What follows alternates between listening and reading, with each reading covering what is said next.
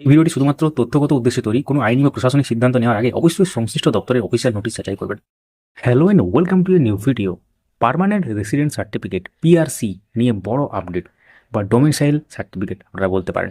অর্থাৎ এক্ষেত্রে এসআইআর যে 2026 তার ক্ষেত্রে গুরুত্বপূর্ণ সরকারি স্পষ্টীকরণ চলে এসেছে। অফিসিয়াল নোটিশ সহ পুরো ব্যাপারটা বাংলাতে আপনারা জানতে পারবেন। কাদের কাদের ক্ষেত্রে এই পিআরসি সার্টিফিকেট বা ডোমিসাইল সার্টিফিকেট বৈধ, কোন কোন ডেটের পর ইস্যু হতে হবে, তো পুরো ব্যাপারটা আপনারা জানতে পারবেন। সঙ্গে থাকুন, দেখতে থাকুন। তো এক্ষেত্রে এই যে নোটিশ জারি হয়েছে সেটা জারি করা হয়েছে chief electoral officer West Bengal.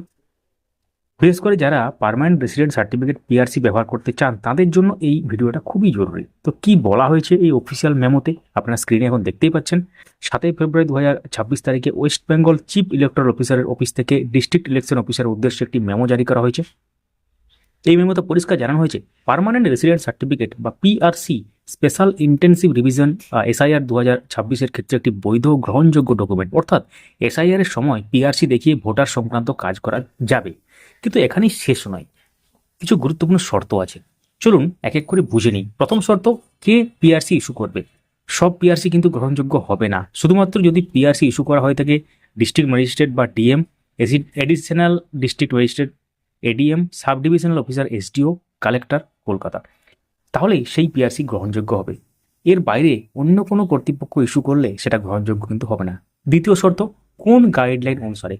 PRC অবশ্যই গভর্নমেন্ট অফ ওয়েস্ট বেঙ্গলের 2/11/1999 তারিখের নির্দেশিকা অনুযায়ী ইস্যু হতে হবে। নির্দেশিকাটা আপনারা দেখতে পাচ্ছেন স্ক্রিনে।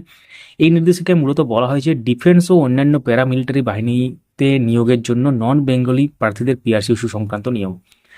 তো এই নির্দিষ্ট গাইডলাইন মেনে ইস্যু করা পিআরসি কিন্তু এসআইআর 2026-এ গ্রহণযোগ্য হবে। ইআরও ও এইআরওর জন্য কি নির্দেশ। রিপ্রেজেন্টেশন অফ পিপল অ্যাক্ট 1950 অনুযায়ী ইআরও এবং এইআরওরা শুধুমাত্র উপরের নিয়ম মেনে ইস্যু করা পিআরসি গ্রহণ করবেন। সব ডিস্ট্রিক্ট ইলেকশন অফিসারদেরও এই নির্দেশ কঠোরভাবে মানতে বলা হয়েছে। তো এই আপডেট কেন গুরুত্বপূর্ণ? কারণ এসআইআর চলাকালীন ডকুমেন্ট বাতিল বা গ্রহণ নিয়ে বিভ্রান্তি ছিল। পিআরসি নিয়ে অনেক জায়গায় সমস্যা হচ্ছিল। এই স্পষ্টীকরণে এখন বিষয়টা পরিষ্কার হলো কোন পিআরসি চলবে আর কোনটা চলবে না। তো এই ধরনের অফিসিয়াল নোটিশ, কোর্ট আপডেট এবং শিক্ষা সংক্রান্ত নির্ভরযোগ্য আপডেট পেতে গেলে অবশ্যই ভিডিওটি লাইক করুন, মতামত কমেন্টে জানান এবং চ্যানেলটিকে সাবস্ক্রাইব করে রাখুন। ধন্যবাদ সবাইকে। আবার দেখা হবে পরের আপডেটে।